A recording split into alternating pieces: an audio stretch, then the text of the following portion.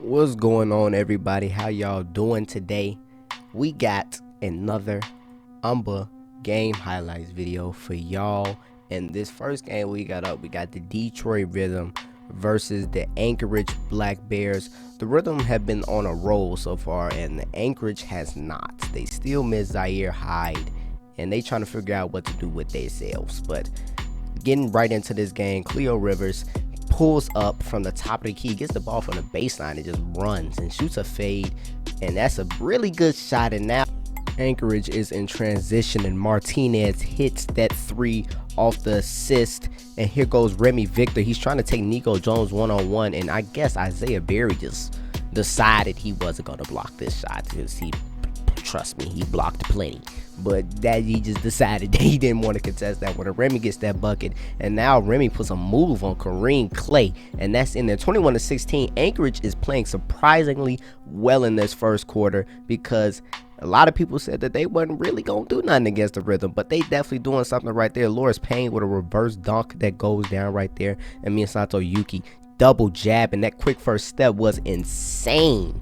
And the left-hand layup for the and one, 30-21. But now second quarter, and Anchorage misses that three right there. But Jonas Smalls hustles and gets that board. He tips it and spins and gets the no. Let me borrow that. Is what Isaiah Berry says, and this Isaiah is like, we're still trying to test if he's human. What was even that? And then he comes back and gets a bucket on Jones. What is wrong with Isaiah Berry? Ain't really, he has to be the defensive player of the year. He gotta be. He's the specimen of the year. But anyway, I just had to elaborate on that. But anyway, Kareem Clay shoots a step back three, and y'all know how big Kareem Clay is for the Rhythm off the bench in Remy Victor's face, and hits that shot. And now they looking for a little dribble penetration through Andrews, and Remy Victor hits that shot in the corner. Remy Victor did play pretty good in the last Anchorage game, and he's trying to keep it going. Now Cleo Rivers is like, so you know who I am, and we gonna have a staring contest until I shoot this ball. Fine by me. And he just decides to pull that shot, and it goes in, of course, because they just watched him. And Cleo Rivers he's destroying. They can't do anything with him on the perimeter. And that was one of the biggest problems that Anchorage had this game. They just could not do anything with Cleo on the perimeter, as y'all saw again right there. Another Cleo dunk. But this game is still close, and Anchorage is still up. And Anchorage tried to dunk the ball. Jonas Small tried to dunk the ball, but I told y'all Isaiah had blocks in abundance. And then he dimes Cleo Rivers full court, and they connect. Cleo and Isaiah connect a lot, and when they do, it's very problematic. And here goes Kareem Clay hitting another three. They have to weather the storm because they sure ain't gonna stop it. So they just gotta stay alive. But Kareem Clay hits another three. As I say, they just gotta weather the storm. And Anchorage took the lead back, but they still can't do anything with Cleo Rivers. I mean, he just scoring whenever he wants to, and they take the lead back again. 77-76 was the score right there, but now it's 80-76. And Boris Snitskov finds Jonas Smalls on the back cut. Beautiful back cut right there. And Misato Yuki, he is a little tired, but it doesn't matter. Yes, it does. I lied. Y'all saw what I did there. No, that was a terrible pass by Misato Yuki. And now they're going the other way, and Isaiah Berry's already down the court somehow. And it wasn't like he was cherry picking. Told y'all it's something wrong with that man. And beautiful pass. Just whoa, look at that ball movement from Cleo and Isaiah Berry. Isaiah Berry finds a man in the corner, Rolando Kennedy, and that will put that game away. Rhythm end up just snatching the lead in the second half, and the final score is 93-83. Jonas Smalls was no match for Isaiah Berry. He didn't do much, and Anchorage is still missing some scoring, just like I said in the other video. Anchorage still misses that scoring from Zaire Hyde. Zaire Hyde was a very big part of their team until they got hurt. But as you see, Cleo and Isaiah went bananas. Cleo had 32, and Isaiah had 23 and 15 and 4 steals. No, not 4 steals. I'm sorry. I promise I can read. 4 blocks and 1 steal. And he also had one of the greatest blocks in the history of basketball. So, I mean, when those two ball like that, the rhythm aren't gonna lose very often. And Isaiah still, if he's not number one in the defensive player of the year race, I don't even know. Y'all tell me who y'all think is winning the defensive player of the year race. My pick is Isaiah right now. But we gotta go look at Anchorage right here. You know, Miyasato Yuki had a decent game, but he shot 8 for 18. And, you know, they still need some help on that scoring, like I said before. And Jonas Smalls had 18, but he couldn't dominate and be the star player that he has to be, because that dude is down there. And Miyasato Yuki also had 7 turnovers by himself, so that didn't hurt. And Anchorage had 13 turnovers, which means he had over half of the turnovers. But Detroit actually did turn the ball over more, but that was more in the first half, and they just took control of the game at the end. So what can you do? All right, second game of this episode. We got the Houston Ravens coming in at 7-6, trying to knock off the Las Vegas Neons. The Houston Ravens rocking some alternate jerseys here. The Neons had that one stumble against the Toronto Royals, but they have gotten back on the horse pretty well. And it's been done even with Michael Cooley obviously showing here some decreased production. He's averaging 26 a game for the season, but in the last 5 he's down to 20.4. Is he sharing the ball more? What's going on? We're going to find out if it holds up in this game. Winning 3-2, Michael Cooley knows what you're talking about. He hears you. Guayan Yang playing a little bit of two-man game with him, uses the screen. They couldn't stay with him. The fading three is green as the Predator's blood. It's 6-2 at this point, 12-6. The nice pass there from Vaughn. Scoop layup, no good by McDaniels. He gets it stolen. Fast break started to the iciest surgeon. Back with the gray hair. 16-7. Michael Cooley's looking. He just lost Ruben Salgado, who had a really good game, guys, and you're going to find that out there. But right about now, Cooley's doing his thing. It's 22-13. Sergio Castro kicks it out. Oh my God, they got a big time three from a unlikely source. Kennedy makes the shot there. Here is Castro, gets double teamed, doesn't give the ball up, instead uses the screen to get the green, and it's down. It's 34-23. McDaniels driving. Oh my God, look at McDaniels with the sham guard out to Ruben Salgado for 3. He made a lot of them. That's why I got excited. That was a drop. Oh, look at this. This is a baby. This is a baby. Kane McElvain can make a lot of people a baby. He's just that big, so you can't just really disrespect people too much. But in the meantime, while we're talking about disrespect, step back threes, a foul by McElvain doesn't matter. Cooley still knocks it down. Evan McGill is super talented. Been finding it hard to really get in here, but there's a green for Evan McGill. It's still a game. It's 45-37. Look at Steph. McDaniels has just played outstanding, at least offensively. He's having a heck of a time checking whoever his assignment is. And everybody seems to be having a hard time checking Cooley, except for right there, Salgado with the steal. McDaniels fast break. It's good. They're in this game. Not only are they in this game, they took a 1-point lead with that one. Here's Ishmael Ellington looking, driving to the basket. He lays it in. It's a good bucket right there with the left hand. They were up by 1. The Neons up by 1 with the ball. Sergio Castro looking, breaking down his man Juan Love and hits the fading green. It's good. It's 57-54 now. Sergio Castro again on the drive, taking people on his hip. Oh my merciness. Adonis Sharpe just committed a felony, and the people are looking for him. They out here looking for him. They are. I know they are. But look at Salgado. I told you he was on fire. He was on fire. He hits another 3. He had 7 threes in this game. Yes, 7 of them. Salgado again driving, trying to do more than shoot the 3. Kicks it out to McDaniels, who steps up and hits the 3, rattles it in. They won't die. They won't die. Look at this move by, oh my! Look at this move and a green by McDaniels. These guys are throwing shots at each other. Sergio Castro's trying to drive to the lane. This guy's so strong, it doesn't make any sense. He takes the contact like it is nothing and keeps on going. Rebound miss. Castro again. Look at that plant and explosion to his right for the fadeaway. 2-point game. Castro again looking, trying to put these Ravens away. A beautiful flip on the baseline gives them a 4-point lead. It's up by 5 now. Kane McIlvain's got 2 guys he's backing down. He passes it out to Castro, who finds Sharpe, who cuts through the defense and throws it home. Just kind of, Salgado was the emperor. He got it in the way there. 98-91, kicks it out to Ishmael Ellington. He kicks it out. Salgado, green as the Predators' blood. They won't die. Down by 4. Castro still trying to put him away. Horrible defense. Miscommunication. That was a big 3. Puts them up by 6. Down by 9. Still last-ditch effort. Salgado for 3. What a performance by this man. He's not done. Salgado pump fake. Kicks it to Evan McGill. Green as the they won't die. In Houston, they won't die. They won't die.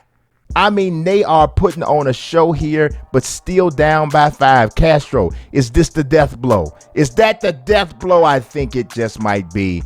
Having a heck of a time guarding him off the dribble, and they just could not get the stops that they needed. But what a performance by the Houston Ravens, specifically Ruben Salgado, who not only did he score well, but he had the primary assignment of trying to hold Cooley, did the best he could do in that situation, but he really, really shined as a 3-and-D kind of shooter there. Castro with 32 points and 8 assists to lead the team. Cooley with 25 points and 11 assists. He really kind of turned him into a passer. And just a great game. Sharpe had 21 and 3. Kane McIlvain with 14 points and 11 rebounds. But the Ravens just they took a lead there in the second quarter, but they just couldn't get over that hump to ever like take control of the game. And that was one of the biggest reasons why they ended up falling short here. McDaniels with 28 points and 7 assists. Salgado, I told you, 7 of 11 from 3-point range. All of his buckets came from 3 at 21. McGill chipped in 21 as well. Ishmael Ellington with 16 points, 5 rebounds, 3 assists. If they could have gotten just a little bit more on the defensive side, some key stops, they might have been able to turn this game around. It's one of the few teams I think that the Neons have played this season who have been able to keep pace with them from an offensive standpoint. But it was on the defensive side where they could not flip the switch enough. They literally outshot the Neons, one of the best 3-point shooting teams in the league. 17 to 37 from deep. 17 threes. Most of the time you make 17 threes, you're going to win the game. But defensive rebounds, that was a slight edge there. I mean, this was a really, really close game. And it just ultimately did not go the Ravens' way. As I said, couldn't get the stops. The free throw line was big. They were 6 of 11 from the free throw line. That's pretty significant, and that could have had a lot to do as well with them falling short. But a great game nonetheless. Alrighty, last game of this episode, we have the still undefeated Harlem Shake at 13-0, and we have the struggling but seemingly improving State of Mind, and they still, they need help. Their record is a little rough out here, and Mayo is trying his best to do his thing, but it ain't getting done. But it has been looking better as of late, and Shao Wong's stats pop up right here. He's been shooting 54% from 3 in the last 30 days, and it's not like he's shooting 1 or 2 a game. Shao was a very important addition to this Shake team. Remember in that trade for Lucas Broadhurst, and yes, the Shake seem to be winning that trade because they are still undefeated, and Atlanta only has like 2 or 3 wins, so it ain't working out. But Deontay Wynn gets the ball from the inbound, and he just runs away from everybody. I mean, they inbounded him the ball, and he took the ball, and he ran with it. And Deontay Wynn, just let me tell y'all, he did anything you can possibly think of this game, and it was a very great game. And Deontay Wynn dunks all over Tyrone Page. Welcome to Harlem. It's bad over here.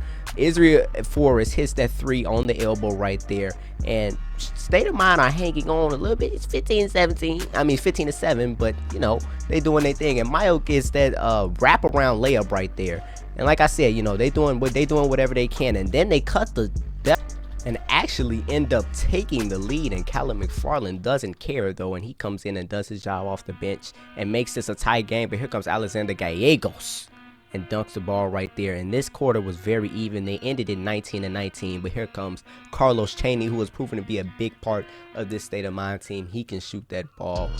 I'd consider him one of the best shooters in UMBA right now. But Deontay went off the step back and literally sneaks under Figs. And I'm telling y'all, anything you can think of, he did it tonight. And here goes Deontay with the ball again, and he finds Xiao Wong. We just looked at him shooting threes, the percentage he's shooting them at, and he looks like he's going to continue to do that. Carlos Chaney is pushing the ball up the court, and there goes Eddie Nixon in the corner. Y'all know, everybody knows you can't leave Eddie open. That good things don't happen when Eddie's open. But beautiful find by Deontay, went off the dribble penetration. This is what happens when he just finishes all the time when in the paint, because the State of Mind did get killed in the paint, but then they sacrificed the three right there. And Deontay hit a step back, gets the man off his feet, and then explodes to the left elbow and hits that three right there. And Carlos Chaney is still trying to hoop for the State of Mind. I mean, he comes off and spins and then hits a fading three. What a shot. And David Figs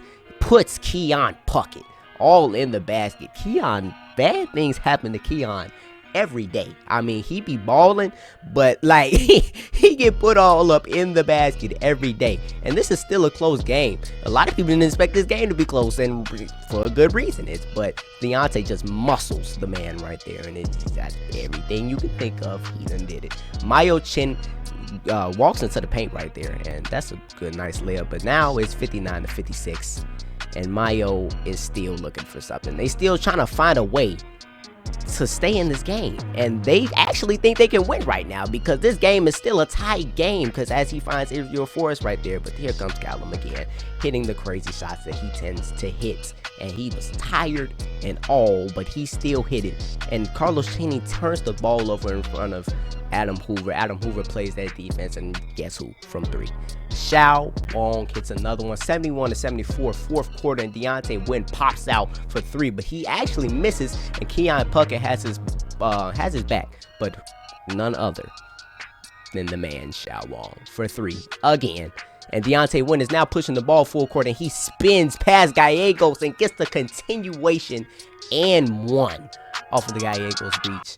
And it looks like it might start getting bad, y'all. It just might start getting bad. And Callum baits the defense, doesn't take that dunk, and gives the ball to Deontay in the corner. How many points does he have?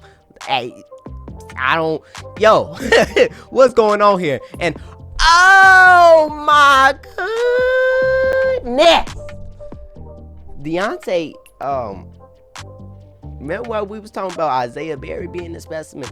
I think they on the same type of drugs, because they're doing things that nobody else does. He just spun off of two people on the baseline. Like, what's going on? And Deontay Wynn, you see, this game has definitely got out of hand. That's a beautiful bounce pass to Lee Morrison right there.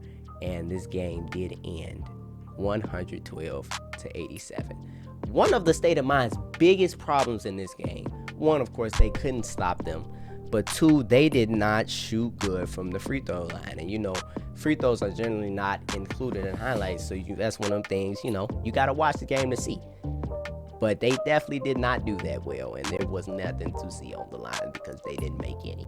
But Mao Chen did struggle. He definitely did struggle. He had 5 turnovers, and he shot 7 for 19 from the field. And that's pretty bad, considering y'all know he stays inside the three-point line a lot. And, he has started shooting the threes more, and sometimes he knocks them down. Other times, he doesn't knock them down. And this was one of those games. And Figs played good, and Israel Forrest played good. But, when Figs played good, they still need the scoring from the perimeter. And they did not get that. But I asked y'all, how many points does Deontay Wynn have? Well, by then, he probably had 36. But he ended with 52 and 13 assists and 3 boards and a steal. And I told y'all, anything you think he did, he probably did it. And Callum McFarland actually shot horrible this game, but he still ended up having 21. Just threes get you points a lot. And he started scoring more when he stopped looking for his shot by himself, and Deontay started setting him up. And everybody did their regular thing, but Deontay with another ridiculous performance. And as y'all see right there, like I said, they did not shoot this ball well. But it is okay, and they got dominated in the paint.